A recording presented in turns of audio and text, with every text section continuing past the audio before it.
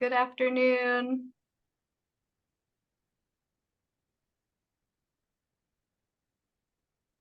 All right, we'll give it about 1 minute and we will get started here.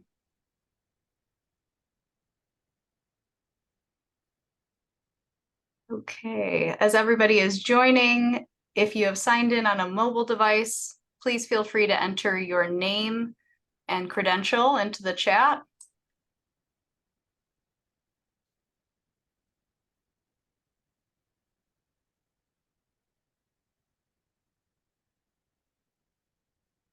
All right, we will begin.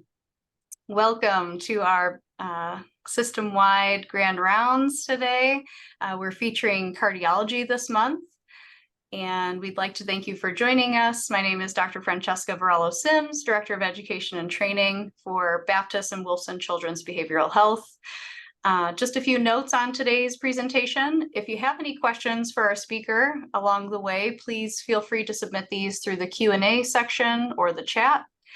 And I noted a bit earlier, but for those just joining us now, please go ahead and sign into the chat with your name and your credential. Today, I'd like you to help me welcome Dr. McKillop. Dr. Matthew McKillop is currently the Medical Director of Clinical Cardiac Electrophysiology at Baptist Heart. He has held that position since 2021. He received medical school training at the University of Florida in Gainesville, graduating cum laude. He continued with internal medicine residency training, chief residency, cardiology fellowship, and clinical cardiac electrophysiology fellowship at the University of Florida. Dr. McKillop accepted a faculty position at UF in 2011, and eventually he obtained the rank of Associate Professor of Medicine. During his tenure at UF, Dr. McKillop became the Program Director of Cardiovascular Fellowship Training. In 2018, he went on to non-academic practice in Greenville, South Carolina, in cardiology consultants, and returned to Florida in 2021 to run our electrophysiology program here. Glad to have you, Dr. McKillop. Dr. McKillop has expertise in complex ablation, including atrial fibrillation, supraventricular tachycardia, and ventricular tachycardia. He is also considered a national leader in the implantation of biventricular pacing systems. He's published in multiple peer-reviewed journals, including the Heart Rhythm Journal and the American Journal of Cardiology. He is a fellow in both the American College of Cardiology and the Heart Rhythm Society. Welcome, Dr. McKillop. Thank you, Francesca. So it's a pleasure to be here. It's a pleasure to start with a topic that I think is going to be familiar for most folks that are practicing, especially in adult medicine, which is the topic of atrial fibrillation. And so what we're going to talk about today is mostly going to involve the management of atrial fibrillation as it relates to what is coming in the future. But I think it's actually a fairly opportune time to review some of the current recommendations, because the guidelines for AFib management actually were just reiterated this past year in 2023. So we have updated guidelines that I want to quickly review because I think there's some important changes.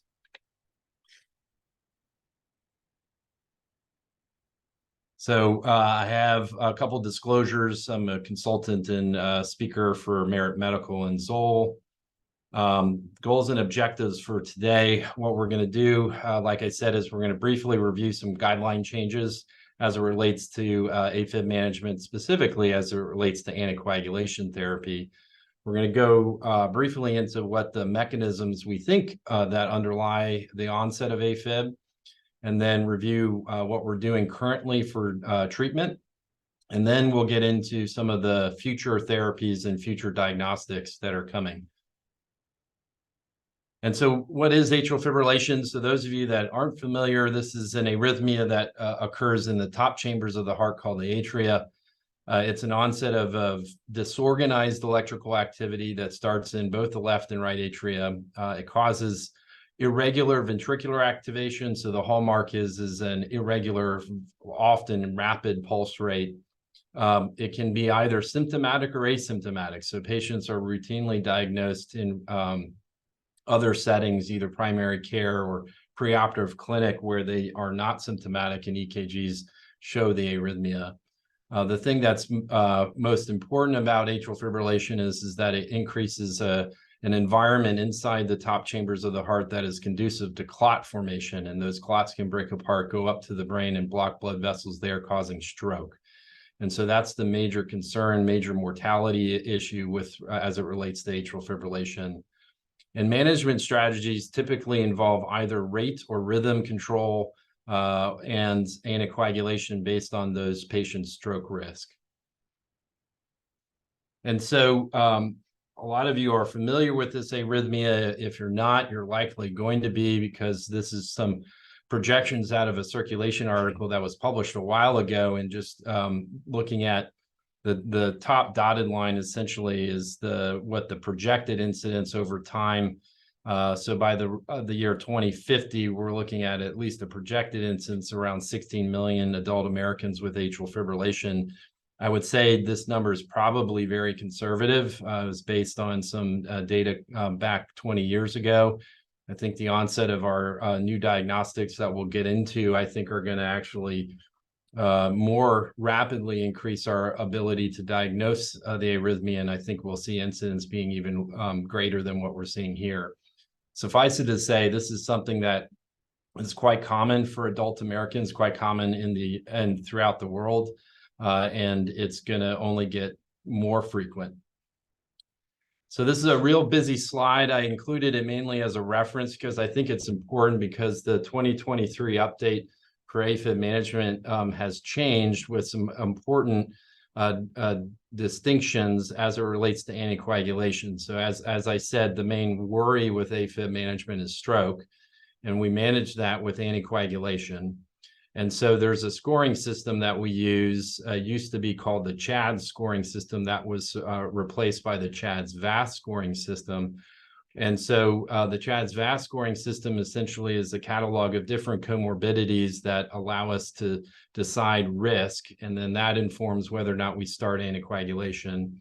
The guidelines have changed a bit in the sense that they've stratified recommendations. And so now currently, guidelines recommend anticoagulation, so oral anticoagulation therapy for men with a CHADS VAS score of 3 and women with a CHADS VAS score of 2. And so, but the interesting thing is that they are now saying that it's reasonable in patients that, or in male patients that have a CHADS VAS score of 1 and a woman that has a CHADS VAS score of 2.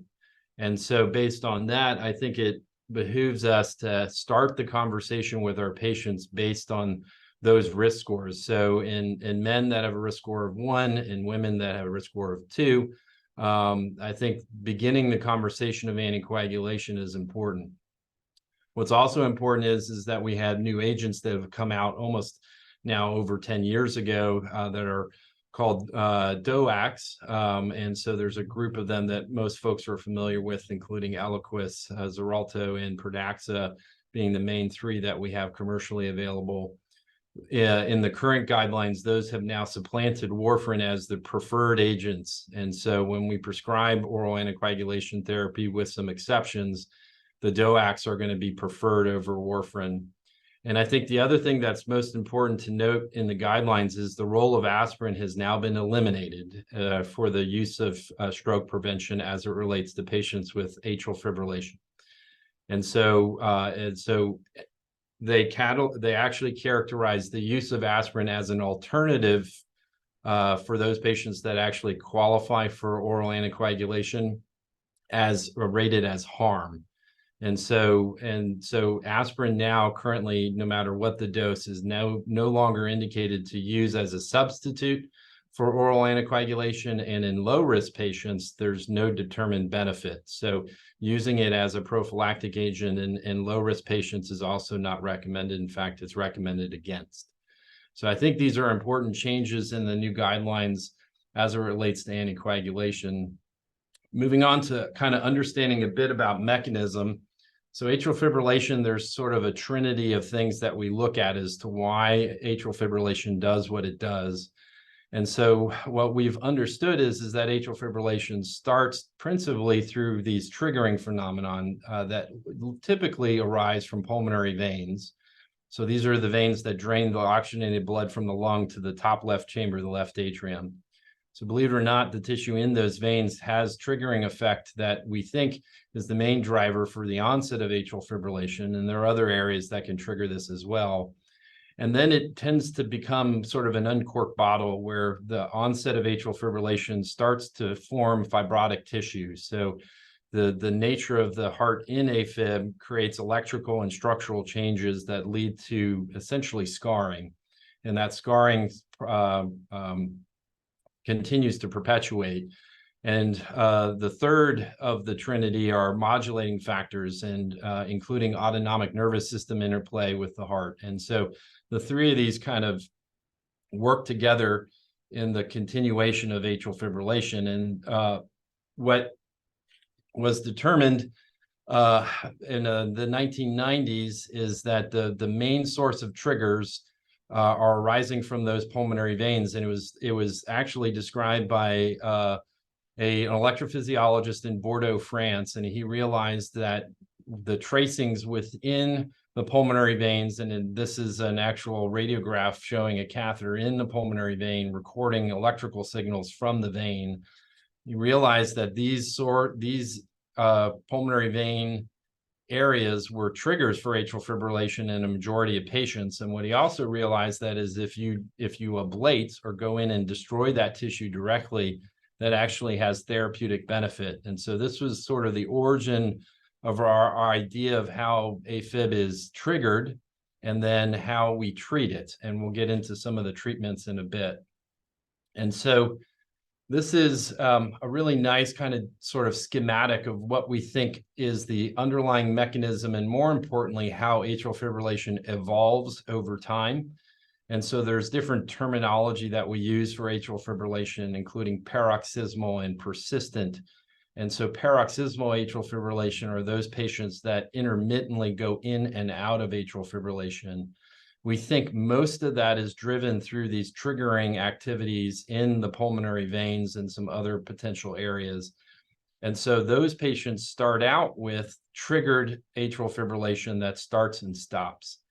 But what can happen over time is the more atrial fibrillation they develop, the more the structure of the atria changes, the cellular environment, the electrical environment, the actual structural environment changes while you're in atrial fibrillation. And what it does is it promotes an environment that sustains atrial fibrillation. And so there's a progression from intermittent arrhythmia to persistent arrhythmia.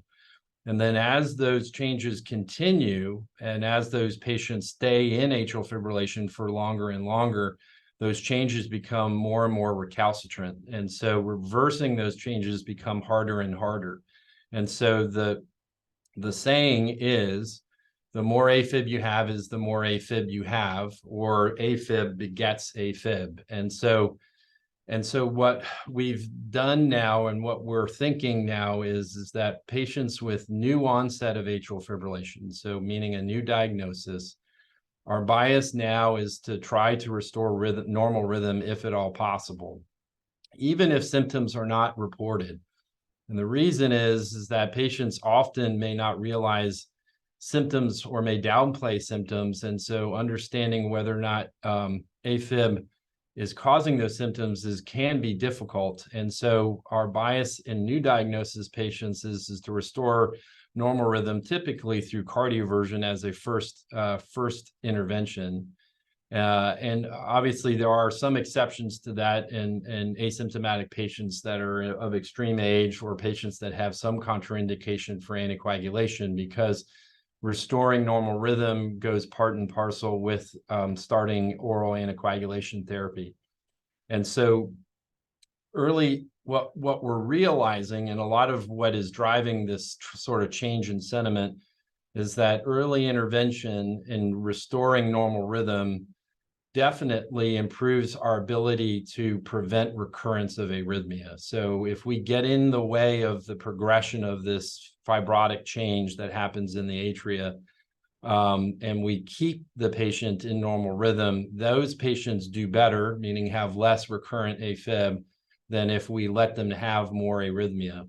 And what we're also realizing is that the patients that are in normal rhythm avoid developing other structural concerns, so valvular changes, other structural heart changes. And in the heart failure population, there actually is signals based on multiple studies that mortality improves in that population with normal sinus rhythm, as opposed to allowing them to have atrial fibrillation.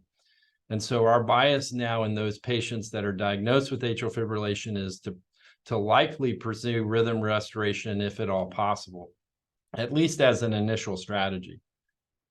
And so what does early intervention and rhythm control mean? What it basically means is kind of deciding between two pathways. And so the fork in the road is between starting what are called antiarrhythmic drugs. These are drugs that are designed to keep patients in normal rhythm versus going down the pathway of AFib ablation.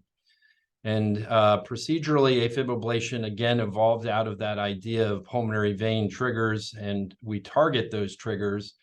The AFib ablation over the last decade has improved substantially, both in relation to procedure time, outcomes, and safety. And so in current guidelines, AFib ablation is now considered an equal strategy or an equal first-line strategy as antiarrhythmic drug therapy, both for persistent and for paroxysmal atrial fibrillation. So patients with new diagnosis, our eventual strategy for maintaining normal rhythm is likely going to involve either antiarrhythmic drug therapy or AFib ablation. And both are considered first-line therapies. And so just a quick kind of education about what we do currently for pulmonary vein isolation and AFib ablation. And so this is a cartoon drawing of the top two chambers, left and right atrium, and then here are the ventricles. Here are the four pulmonary veins. And so what we do conventionally, and these are different approaches that are currently deployed, is that we either do radiofrequency ablation, which is heating technology. So we can burn around the outside of these pulmonary veins and electrically isolate that tissue, and those triggers can involve the atria. Or we can actually take a freezing catheter, a balloon that ball valves the pulmonary vein and freezes the aperture of these four veins. Again, premise being isolating that tissue electrically from the rest of the heart. What's important, though, is that we're leaving the rest of the left atrium sort of intact. So we're doing kind of discrete ablation at the opening of these pulmonary veins. And what we've realized is that this technique is actually very effective. And in fact, current studies with current technology suggest that first-line therapy with pulmonary vein isolation has a success rate of around 80% in the first 12 to 18-month follow-up. And so the studies suggest that this is an actual very effective therapy as first-line therapy for patients with atrial fibrillation. And so our current institution uses both of these technologies, cryoballoon or RF, depending on operator. And so we're going to transition from kind of what is current to what is potentially coming. And I'm going to use sort of an anecdote to try to kind of communicate what I think is important in the future of management of atrial fibrillation. And so this is my own personal patient, Marsha Powers, and she wouldn't mind talking about this today. She actually participated in Baptist Got Juice online segment involving our heart patients. And so Mrs. Powers came to me via referral from her primary care doctor. She had an Apple Watch that alerted her to the possibility of her having atrial fibrillation back in July of last year. And she took that information immediately to her primary care doctor, and her primary care doctor referred her to me relatively quickly. So I saw her essentially a couple weeks after the Apple Watch had alerted her to the onset of atrial fibrillation. And And we had a discussion about management. She elected to go through the procedure called AFib ablation.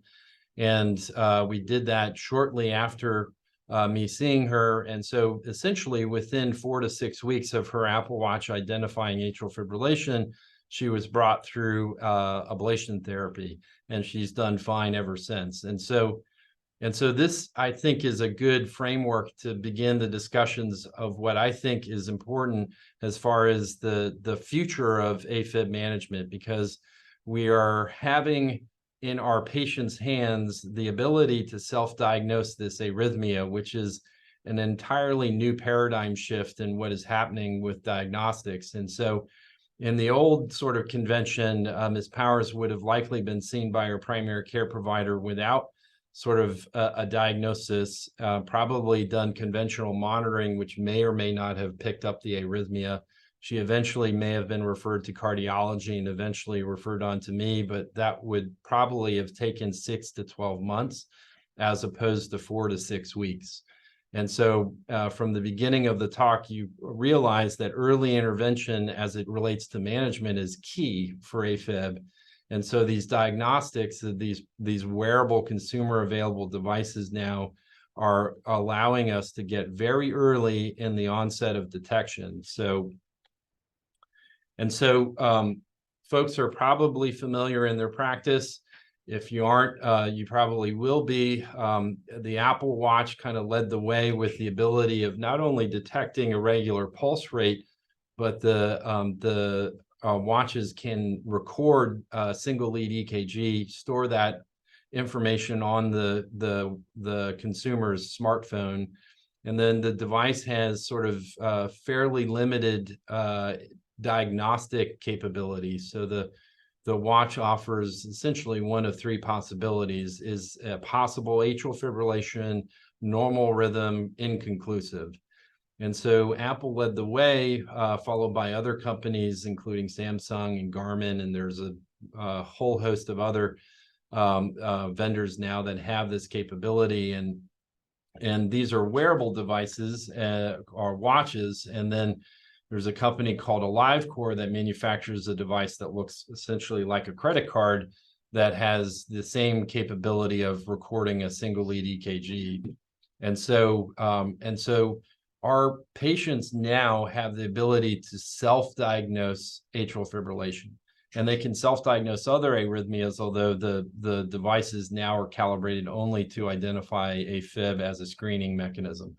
And so this is a distinct change in what we are seeing. So we are now seeing patients that are self-identifying, realizing they have atrial fibrillation based on the watches that they're wearing. And so Apple sort of led the way, and they actually started a study in 2019 that demonstrated that a fairly significant amount of participants, only a small percentage of those have, however, received the irregular pulse identification. But what's important, though, is that those that did receive it, the positive predictive value, when they actually combined the irregular pulse alert with an Apple Watch that showed, or at least indicated, atrial fibrillation, the positive predictive value of that being confirmed as AFib was 84%. So the accuracy of these devices is actually pretty good. And so, and what's also of note is those that are participating in the study that got alerted of an irregular pulse rate, more than half of them communicated that to their primary care or healthcare provider. And so, and this is in 2019. Now we're almost 4 years advanced. And so I think if we're not already, you're going to see a lot of these patients identifying and alerting our offices about onset of arrhythmia. And the reason is that this is just a schematic is showing sort of the explosion of smartwatch and wearable device use. And so it's expected in the next year to essentially triple. So, and this is sort of worldwide use. And so the US is leading the way as far as wearable device use. And so most of our patients, especially those that have heart rhythm disorders, they're going to be using these devices. And so becoming familiar with them, becoming familiar with how they work and what they mean, I think is going to be important, not just for cardiologists, but I think for all our primary care providers. And what's also interesting is our reimbursing agencies, including CMS, are also finding value and potentially offering reimbursement. And so what we're going to potentially have to contend with is this information being registered by our wearable device using patients.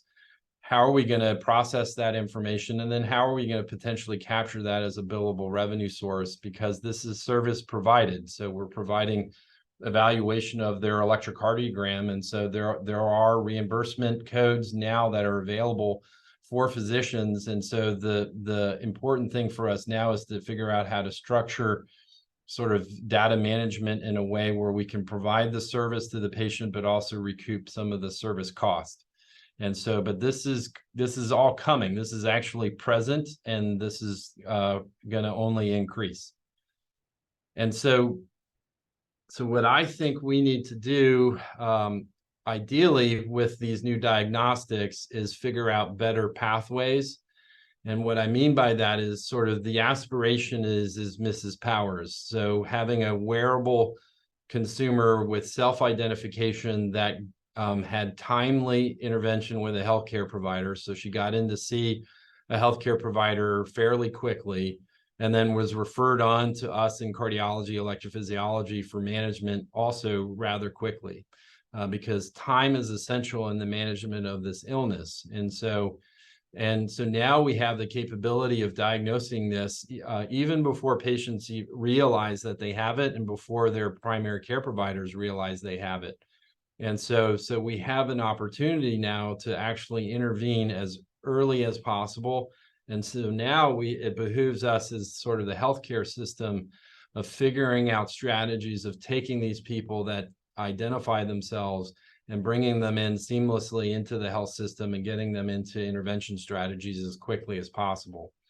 And so what that's going to involve, I think at a minimum, is establishing pathways from our emergency room care providers directly to us, in electrophysiology from primary care providers directly to us, and then also developing strategies in the community. So those people that actually may not have access to physicians or don't have primary care providers, we're going to have them identifying arrhythmia. So how do we get them into seeing us in the healthcare system, and then specifically back to see us in specialty care? So these are the things we have to start thinking about as far as building out strategies that is going to accommodate the deluge of information that is already here and only going to get more significant. And so we're going to switch a little bit from the diagnostics over to the therapeutics. And so we spoke a little bit about current generation ablation therapies, and so the model that we often run into is when we do pulmonary vein isolation, if that succeeds, great, but if it doesn't, then there's this sort of strategy of destroying as much as possible in the heart, leave no stone unturned. And so, and for me, as an operator, a physician that does AFib ablation, I found the strategy to be less than desirable. And so I was always kind of pushing for better ways of targeting areas within the heart to go after mechanisms of atrial fibrillation. And so for me, the ideal is to sort of identify, not unlike sort of smart bombs, to figure out where the key targets are and direct your resources to those targets, and leave the other parts of the heart uninhibited, unintervened on. And in the long run, I think that's the best strategy. The issue for us is how do we figure out where these additional targets are? We've been ablating in the pulmonary veins and established that as a very good therapy for a lot of folks, but there's still a very real chance of recurrence in those patients. And so figuring out where the AFib is being generated from is sort of the next frontier for us in management. And so what we're seeing now is an ever sort of evolving ability of targeting specific tissue within the heart. And what I mean by that is our ablative therapy now is going to change in that instead of just delivering heating energy or freezing energy that essentially destroys the heart tissue, but also compromises some of the surrounding tissue behind the heart, we have developed a technique using pulse field ablation that actually is cardiac tissue specific.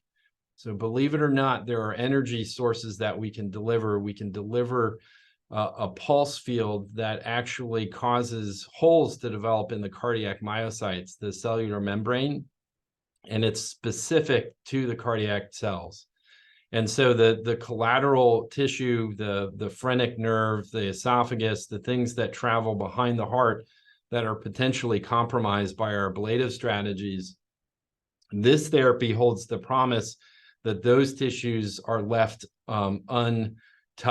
And so what this means, and what this hopefully establishes, is a higher ability of doing ablation with less compromise and safety. And so this has been in development and in trials in Europe for over 5 to 6 years. And I'm pleased to say that we are hopefully going to have this technology here within a matter of months. We'll be one of the first centers to have this commercially available technology in the area, in the state, and in the region. And so we'll be offering this hopefully in the next few months. Again, first target is going to be the pulmonary veins, and using this cardiac specific technology. What we also have is the ability of going after additional mechanisms. And so what I said before is that the trick for us is identifying where these actual areas of triggers are that are not arising from the pulmonary veins.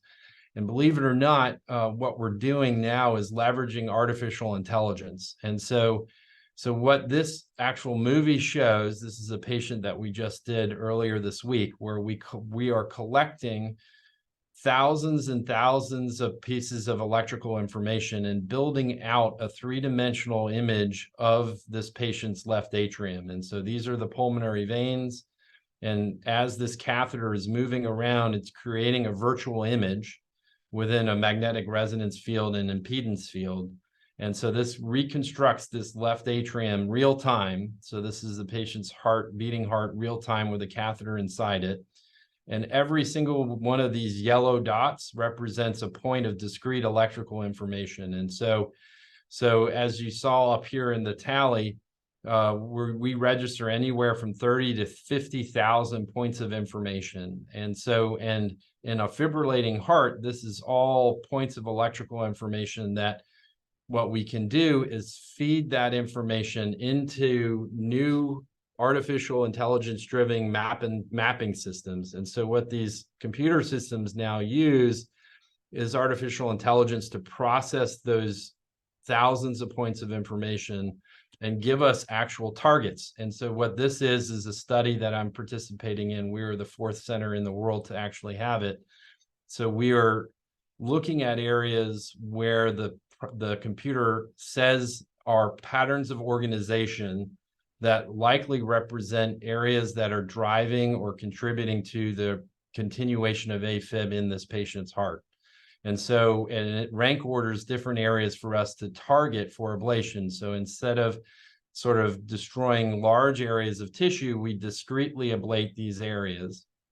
And so what the study is going to look at us delivering this therapy and then look at how it enhances outcomes. And so this is just where all the different catheters are collecting the information, and these are the targets.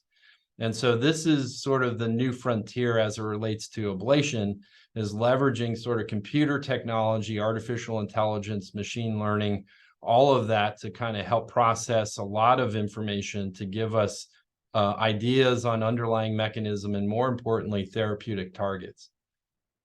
And so we had talked about the present about diagnostics. What I think is actually even more interesting is what the wearable devices hold for us in the future.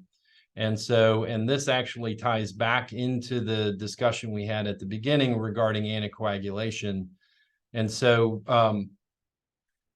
what we are now in the process of looking at is leveraging this technology not only to identify atrial fibrillation in a new population, but also leverage it in our patient population that has it as a diagnosis, but using it as a strategy to help guide anticoagulation use. And so this cartoon shows the sort of concept of a patient that is not on anticoagulation therapy with a watch that then identifies atrial fibrillation, prompting the patient to start DOAC therapy.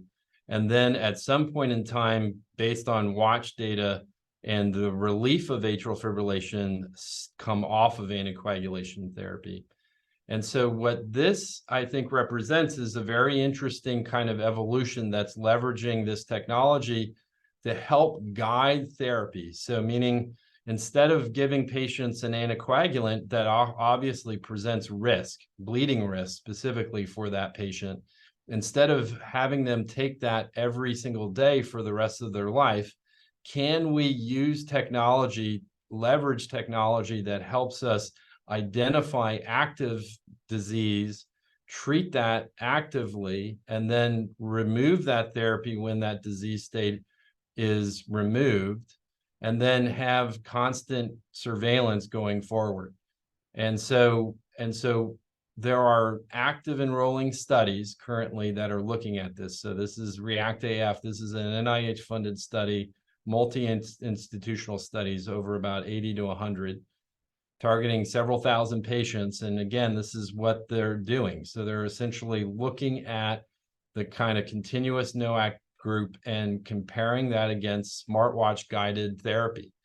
And so not only are we looking at these diagnostic tools as a way of identifying onset of this arrhythmia, but also using it as a way of managing these patients going forward as it relates to their stroke risk. And so I think this is going to be something that we're going to be learning about in the next few years when these trials come out. To me, I think this is I'm very hopeful potentially we'll have some good information that will help us sort of balance both concerns, because as a prescriber for these drugs, we always worry about sort of the balanced decision making between the patient's risk for bleeding and the patient's risk for stroke. And so this is another nuanced way that we could potentially have that leverages technology that will essentially try to mitigate that risk to areas of therapeutic benefit and not extend that out beyond that point. And so this is stuff that's coming in the very near future. And so where are we headed? So what we're seeing, and this is really close, if not already here, is the near immediate detection of AFib with these wearable devices. And so we're going to have patients now and in the near future self-identifying with arrhythmia, and then contacting us in the healthcare system. And then what ideally we are going to be doing is doing early intervention, likely through ablation, using very cardiac specific, tissue specific ablation in outpatient centers in procedures that are less than an hour in duration. And to give you a sense of comparison, when I started doing AF ablation 12, 13, 14 years ago, most of those procedures took the better part of the day, so 6 to 8 hours. And so now these procedures are safer and more efficient, and can be done potentially in under an hour with catheter technology that spares any other issues as far as collateral damage. And so this is coming in the very near future. And then, as I just mentioned, we likely will be seeing potential wearable device-guided anticoagulation strategies. And then if we have recurrence, because recurrence of AFib, like I talked about, is a very real scenario, we will have, and are starting to have, computer technology that will help us define very specific mechanisms and targets to go after, so that we can discreetly ablate those areas and leave other parts of the healthy heart alone. So in summary, early detection and early intervention is vital for improved clinical outcomes in patients with atrial fibrillation. So again, if you leave with anything from this talk, this is the most important sort of information. So detecting AFib early and intervening with rhythm control, if appropriate, affords those patients with the best outcome. DOAC therapy now is favored over warfarin. So warfarin been around for a very long time. These newer agents, based on safety profile and impact on stroke prevention, are now clearly preferred as first-line therapy.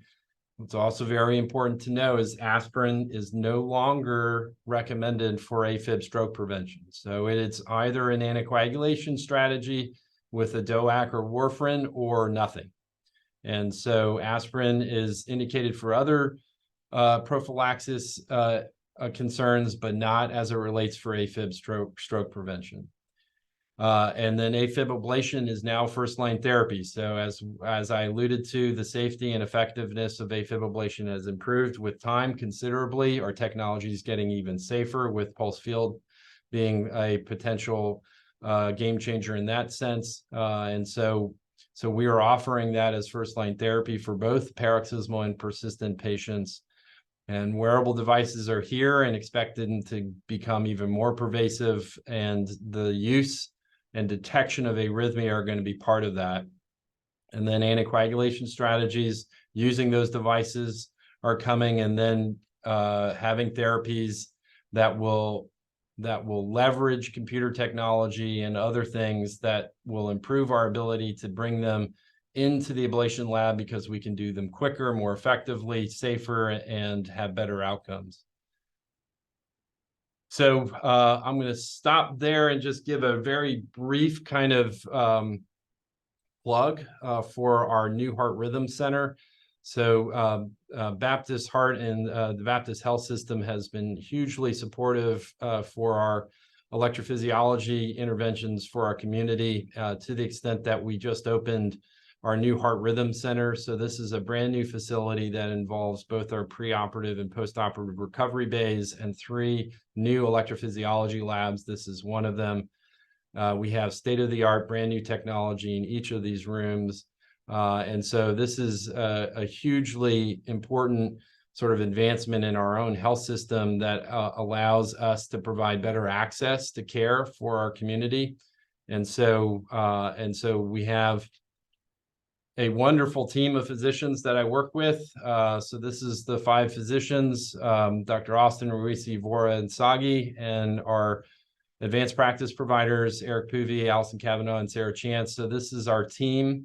And so if you have patients with heart rhythm issues, if you have patients that have issues that involve either bradyarrhythmia, tachyarrhythmia, or anything along those lines, please reach out to us. We're happy to see your folks, answer questions.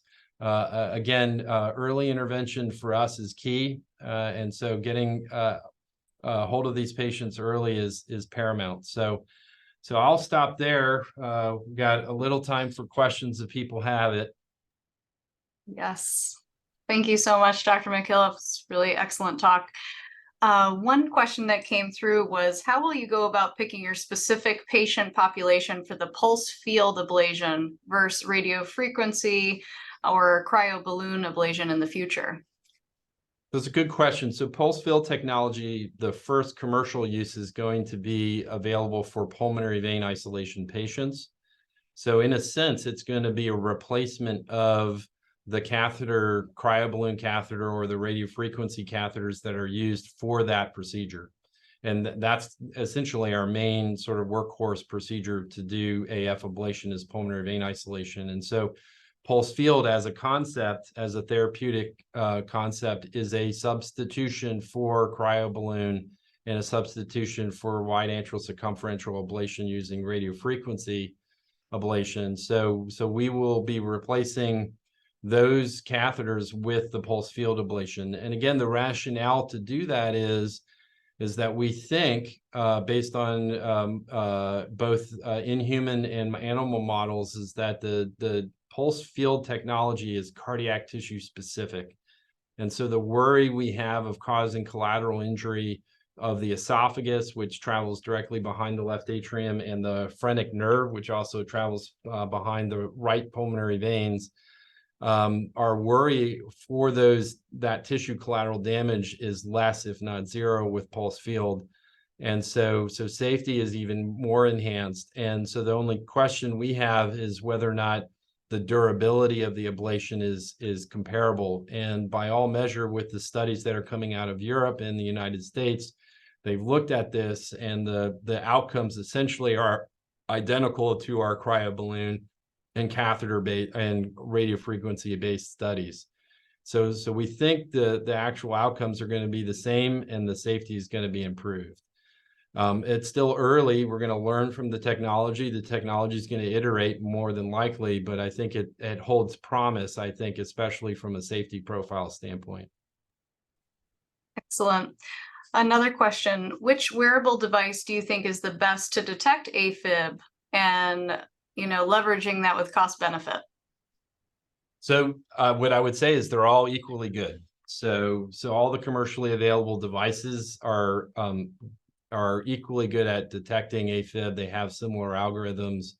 The fidelity of the tracings are comparable. The only difference between the sort of non-wearable use, so the device made by a live core called Cardia, it's essentially a credit card or a handheld device that you don't wear. And so the disadvantage of that is it's not going to alert the patient potentially of an irregular pulse rate. And so the wearable devices have the advantage of constant surveillance. And so what ends up happening is their device will alert them of a possible irregular heart rhythm, which would then prompt them to record an EKG. And so that's the inherent difference. It provides essentially a better surveillance mechanism. But if you're actually looking differences for vendors, essentially they do all the same thing. The fidelity and technology is very comparable. And so Apple Watch, Garmin, Samsung, any of the providers for this technology, what you need to do is, if you're discussing this with your patients, is counsel them on the fact that they need to make sure that the watch has the ability to record ECGs. So there's a whole group of fitness watches that will record pulse rate, but not record 12 single lead EKGs. And so the advantage of the single lead EKG is that it's stored information on the smartphone that we can look at, meaning providers like myself or cardiology or primary care can look at the EKG and then confirm that rhythm does look like atrial fibrillation, and then take the process forward with either additional monitoring or other interventions. Thank you. So we have another comment in the chat. Given ablation is now a much more refined and shorter procedure, do you think EP presence at our community hospitals like South is in our future? Can we bring this wonderful technology closer to patients for outpatient use? So I think the answer is yes. I think the location is to be determined. I think eventually this technology, and again, this is still to be determined. I think this technology may transition into outpatient environments, including ambulatory surgical type of environments. That's a big if.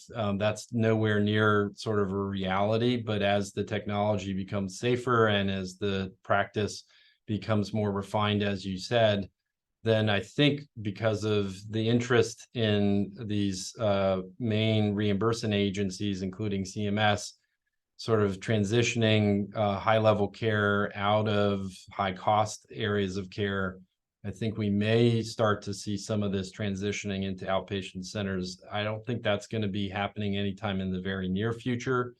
As to whether or not we transition over to separate hospitals within the Baptist system, that's also to be determined. As I said, we have a new facility that we opened this past April. We have to maximize essentially our efficiency and access to that facility first before we sort of think about using other areas to expand. But to be honest, looking at what I'm looking at in our community and looking at nationally what we're seeing as far as AFib management trends, more than likely we're going to need additional space for intervention for our community in the next 5 to 10 years. It's just the way our area is growing, the way our identification of AFib is growing, the recognition of this arrhythmia is growing, and our ability and bias to doing early intervention is going in that direction. And so all of that is going to essentially require more procedure space. And so I think it's a good problem to have. I think we have a wonderful facility that we need to maximize now, which we're in the process of doing. And then we're going to look at sort of smart ways of where that procedure growth is going to have to happen. Certainly. If a patient is currently on warfarin and hasn't had an ablation, do you recommend switching to a DOAC or getting an ablation? So let me start by clarifying sort of an underlying potential misconception. So doing an ablation does not negate the patient's need for anticoagulation therapy one way or the other. And again, the premise is that ablation works pretty well, but there's still a very real chance of recurrence, and that recurrence risk goes up with age. And so the guidelines are very specific. They don't recommend anticoagulation based on your AFib burden. So the lack of or the amount of AFib is not informative on our decision to anticoagulate. What is their overall comorbidities based on the CHADS VAS scoring system and other scoring systems. And so my general rule, if a patient is doing well on a drug, warfarin, and they're anticoagulated within therapeutic range, having no issues, my general rule is to continue with that therapy. If they have any concerns, though, so if they are notably labile in their INR levels, if they're having issues with either medicine compliance, medicine interactions, dietary compliance, all the things that weigh into warfarin management, then thinking about transition to DOAC care and DOAC use, I think, is going to be part of the equation. What's going to be helpful, I think, in the next 5 to 10 years is hopefully these agents will come off patent and become more financially available. One of the biggest barriers for patient care currently is cost of the DOACs. And that's probably one of the main drivers for why we see still patients on warfarin because of cost concerns. And so I think as costs come down, which hopefully they naturally will with time, as these patients come off patent, in fact, Pradaxa now has just come off patent and is available in the generic form, dabigatran. And I think that trend will continue potentially with some potential exceptions. But as these agents become more cost effective, I think they're going to be increasingly wider used. But again, if the patient's stable on the anticoagulant, my bias is to leave it alone. Okay. We'll do one more question and then I'll end with some comments. So in your experience, how often does a patient need a pacemaker after ablation? So my experience is it's rare. So fundamentally, what a pacemaker is there for is to provide the patients the ability not to have their heart rate fall below a certain rate. And so fundamentally for pacemaker implantation, what we need to see is drops in heart rate that cause symptoms.